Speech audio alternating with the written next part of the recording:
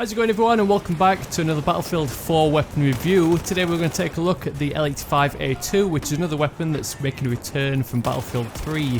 But unlike many of the weapons that were featured in Battlefield 3, which now aren't quite as good, the L85 has got a little bit better. So let's crack on with this little guide and take a look at the stats and figures of the new L85 A2. So we'll start off as always with the damage ratings. This weapon comes in with the usual 25 dropping off to 18, which equates to the usual 4 to 6 shots to kill. The main area where this weapon has improved over its Battlefield 3 days is in its rate of fire. Previously it came along with a slow 650 rounds per minute fire rate, but now it's been increased up to 800 rounds per minute, which is obviously much more competitive at close and medium ranges. The muzzle velocity is on the higher side too at 640 meters per second. That means it's quite an accurate weapon, so you're not going to have to lead your targets too much to land those hits.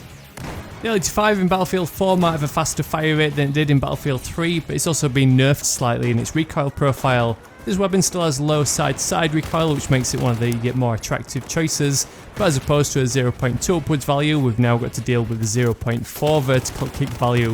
This means that one of the new grips in Battlefield 4 is definitely going to be worthwhile to keep your shots on target, but the good news is that vertical recoil is much more easy to control than side-to-side recoil, and this weapon definitely just kicks straight upwards and doesn't crazily bounce around from side to side. Magazine size is nothing to worry about, with the L85 coming in with the usual 30 rounds. But you probably want to conserve that ammunition so you're not left in the middle of the action trying to perform a 2.7 second or 3.7 second reload. Just like the AUG and the FAMAS, this weapon benefits from a bullpup configuration, which means in game we're going to see higher accuracy with tighter bullet spreads while moving. But as a result, that weapon configuration generally means that you're going to see longer reload times, and that's definitely the case with the L85 being one of the slower reloading assault rifles. So the L85 A2 in Battlefield 4 is a nice midway point between the AUG and the F2000. The AUG coming out with a 700 rounds per minute fire rate and the F2000 coming out at 850. All these weapons being based on that bullpup design means that they all suffer from that slow reload time, but one area where the L85 trumps them all is in its recoil profile. The F2000 and the AUG both weigh in with quite heavy side-to-side recoil, so if you're wanting a weapon that's going to allow you to land accurate hits, then the L85 is definitely the weapon for you.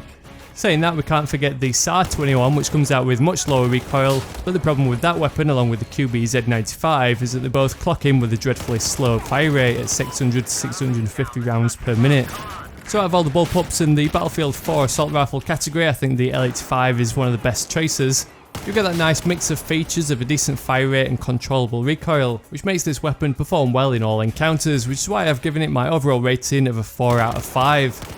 So that just about wraps up my review of the L85 A2 in Battlefield 4. Let me know down in the comments which is your favourite bullpup out of the whole selection in the Battlefield 4 assault rifle category.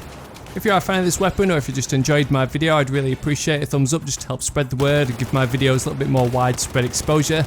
If you want to watch more of my weapon reviews, there's a link in the description to the full playlist of all the episodes I've posted already. Don't forget to click those links to Twitter and Facebook while you're in there. Otherwise, thanks for watching. I'll catch you all later.